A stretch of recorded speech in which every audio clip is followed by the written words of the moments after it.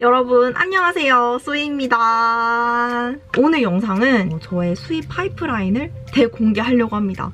저는 3년 정도 유튜브 생활을 하면서 저의 수입 파이프라인을 하나하나씩 늘려나간 좀 그런 케이스에 속하는데요. 과연 이 프리랜서의 삶 괜찮을까? 직장인이면 맨날 고정적으로 월급도 들어오는데 수희 같은 이 프리랜서의 삶 괜찮을까? 궁금하셨다면 영상 끝까지 봐주세요. 이것저것 이제 써봤거든요. 그런데 이제 수입이 높은 순부터 낮은 순으로 이렇게 설명을 해드리면 좋을 것 같아요. 우리 또 한국인들은 성격이 급하기 때문에. 근데 이거는 제 여행 크리에이터 한정이라기보단 좀 다방면이라고 보시면 될 것 같아요. 첫 번째부터 아마 그럴 것 같은데요. 첫 번째는 바로 금융소득입니다. 금융소득이라 함은 저는 부동산은 아직 안 하고 있어요. 부동산은 안 하고 있기 때문에 저는 주식으로 얻은 수익이 제 큰 수입 중 하나예요. 제 모든 수입을 합쳐서 1등을 차지하고 있는 수입이고요. 그런데 주식 투자 같은 경우에는 리스크가 상당히 크기 때문에 여러분들 투자에는 항상 유의를 하셔야 된다는 거 잊지 마시고요. 저는 주식 투자 같은 경우에는 장기 투자로 하는 종목들이 있고, 그리고 이제 단기로 가져가는 종목이 있는데 예전처럼 막 그렇게 하루에 막 거래하고 막 이러지 않고요. 한 좀 기간을 1개월에서 3개월 정도 기간으로 보다가 일정 부분 수익 실현을 하고 싶을 때 일정 부분 수익금을 빼서 이제 장기 투자에 넣는 식으로 해서 좀 수입을 재투자하는 방식으로 하고 있고요. 나중에 저는 부동산도 꼭 해보고 싶고, 지금은 시드가 많이 없어가지고 제가 원하는 곳에 투자를 하고 싶은데 그걸 하려면 돈을 좀 많이 모아야 될 것 같아요. 그래서 아직까지는 주식으로 좀 시드를 모으고 있고요. 나중에 좀 시드가 커지게 되면 향후에는 부동산 투자도 해보고 싶은 마음이 있습니다. 두 번째, 저는 2018년도부터 시작해서 광고를 정말 많이 찍은 편에 속하고, 이제는 좀 어느 정도 가닥을 알 정도는 된 것 같아요. 왜냐하면 브랜디드 콘텐츠나 PPL 다 합해서 거의 한 50회? 넘는 그런 광고를 진행을 했었고, 광고 수입은 저한테 나름 중요한 비중의 수입에 속합니다. 이따 말씀드릴 구글 애드센스 같은 경우에도 많은 조회수를 기록하시는 분들은 뭐 따로 광고 안 하실 정도로 굉장히 많은 수입을 벌어들지만, 저는 그 정도까지는 아니기 때문에 브랜디드 콘텐츠나 PPL 콘텐츠를 통해서 일정 부분의 수입을 좀 받고 있고요. 저도 유튜브 초창기 때는 굉장히 적은 금액으로 시작을 했다가 이제 구독자 수가 증가함에 따라서 광고 단가도 점점 올라간 케이스에 속해요. 그렇기 때문에 자신의 유튜브 채널을 잘 브랜딩해서 갖고 나간다면 광고 수입으로도 충분히 먹고 살 수가 있답니다. 이제 사진을 잘 찍거나 하시는 분들은 인스타로도 많이 하시더라고요. 근데 저는 인스타로는 한 3-4번 정도 했던 것 같고, 그렇게 많이는 안 했어요. 그런데 단가 차원에서 보면은 인스타보다는 유튜브가 훨씬 더 높은 것 같고, 같은 팔로워라고 봤을 때 그래도 인스타로도 용돈 정도는 벌 수 있기 때문에 기왕이면 SNS 하나보다는 여러 개를 이제 운영하시면서 인플루언서 활동을 하시면은 한 달 정도는 먹고 살 수 있는 수입이 생깁니다. 세 번째는 광고 모델입니다.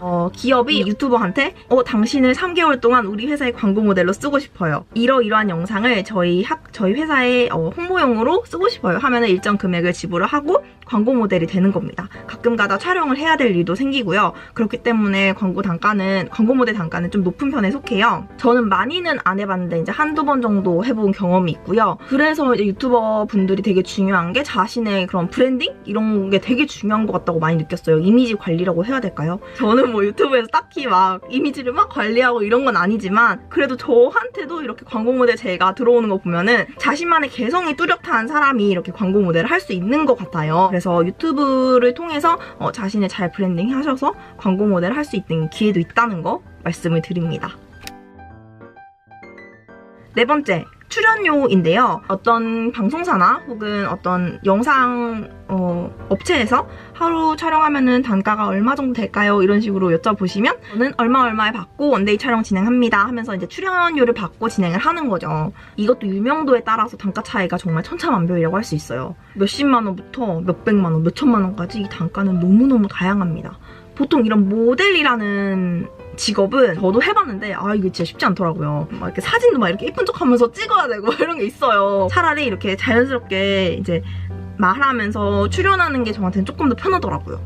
다섯 번째, 제가 이거를 인세를 먼저 얘기할까 아니면 강연을 먼저 얘기할까 고민하다가 인세를 먼저 얘기를 할게요. 보통은 이제 강연 수입이 훨씬 높으신 분들이 많은데 저 같은 경우에는 강연 경험이 그렇게 많지도 않고 인세가 조금 더 높게 나와서 인세를 먼저 말씀을 드릴게요. 저는 최근에 지금 행복하고 싶어라는 여행 에세이를 낸 작가고요. 이것도 저의 중요한 수입 파이프라인 중 하나죠. 근데 이게 책이 나오면 초창기에는 이렇게 툭 하면서 판매량이 급증을 하다가 이렇게 우하향을 하는 경우가 많거든요. 물론 갑자기 이제 뒤늦게 화제가 돼서 툭 오르는 경우도 있긴 해요. 그런데 보통은 이제 초반부에 가장 판매량이 높아요. 이 책을 내면 되게 좋은 게 나중에 이 책을 냈다는 그런 작가 타이틀로 인해서 강연으로 이어지는 경우가 많아요. 내가 나중에 대중들 앞에서 강연을 한번 해보고 싶다 이런 생각이 있으시는 분들은 출판사에 투고를 하면서 책을 한번 내보시는 걸 권해드립니다. 책을 한번 내게 되고 그렇게 되면은 내 이제 브랜딩이 되면서 강연을 할 수 있는 기회가 훨씬 더 많아져요.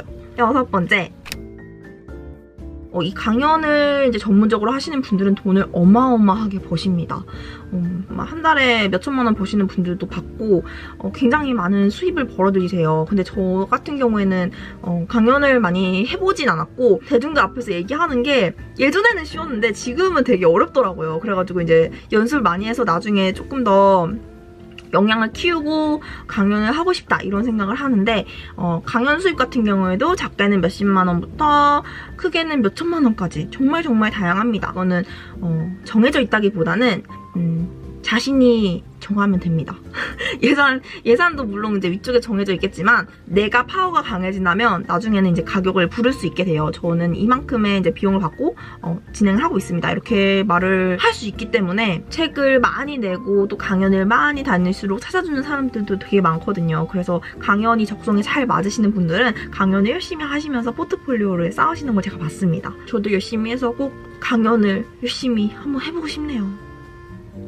7번째.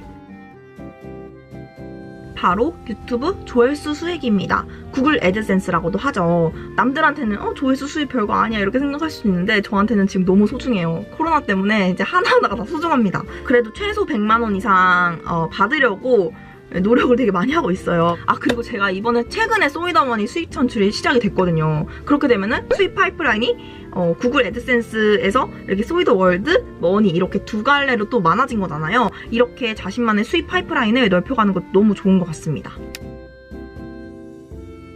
마지막으로 아주 짜잘하지만 여러분들 모두 하실 수 있는 네이버 블로그 애드포스트 그리고 쿠팡 파트너스 수입입니다. 이게 은근히 잘하면 밥 한 끼 비싼 거 먹을 수 있을 정도는 벌더라고요. 몇만 원 수준이긴 해요. 그런데 이 몇만 원이 몇십만 원이 될 수도 있는 거잖아요. 그쵸? 아직까진 저는 몇만 원에 그치긴 하지만 특히 저는 이제 예전에는 블로그를 많이는 안 했었는데 2021년도 목표가 모든 걸 기록하자거든요. 그래서 막 제가 생각하고 얻은 깨달음이라던가 읽은 책들 모두 다 이제 블로그에 기록하는 습관을 지금 들이고 있어요. 그리고 이제 올리면서 내가 얻은 정보를 구입할 수 있다면 이제 그걸 쿠팡 파트너스로 연결을 시켜가지고 만약에 이제 구매자가 제 링크를 통해서 구입을 하면은 그에 따른 수수료를 제가 받는 거니까 계속 이렇게 수입 그런 파이프라인을 조금씩 이렇게 넓혀가는 거죠. 이런 식으로 하는 거 괜찮은 것 같아요. 굉장히 유명하지 않은 그냥 일반 사람들 또 그냥 부업거리로 소소하게 할 수 있는 거기 때문에 저는 이거 괜찮은 것 같습니다. 네, 그래서 저 같은 경우에는 이런 수입 파이프라인이 있고요. 저는 향후에 정말 해보고 싶은 게 스마트 스토어도 나중에 해보고 싶더라고요. 제가 아직까지 스마트 스토어를 하지 못하는 이유는 처음에는 수입이 그렇게 많이 나지는 않을 거란 말이죠. 제가 지금 벌어들이고 있는 수입에 비해서. 근데 그런 거를 감수하고 정말 노동을 많이 투입해야 되는 것 같더라고요. 제가 보니까 한두 가지 공부해야 될 게 아니더라고요. 그런데도 저는 어쨌든 좀 시스템을 만들어서 부모님이 나중에 이제 회사 이제 그만두시면은 부모님한테도 일할 거리를 뭔가 드리고 싶다는 생각이 들어요. 이거는 불효가 아닙니다. 불효가 아니라 꾸준히 들어오는 현금 흐름은 너무너무 중요한 것 같아요. 이건 이제 나이가 중요한 게 아니라 이제 100세 시대이기 때문에 퇴직을 하고도 연금이나 이런 거에 의존하는 게 아니라 다양한 수입 파이프라인 이제 만들어 드리고 싶은 게 이제 딸로서의 그런 마음이 있는데 제가 먼저 이렇게 연습을 하고 이제 부모님한테 한번 알려드리면 어떨까 이런 생각이 들더라고요.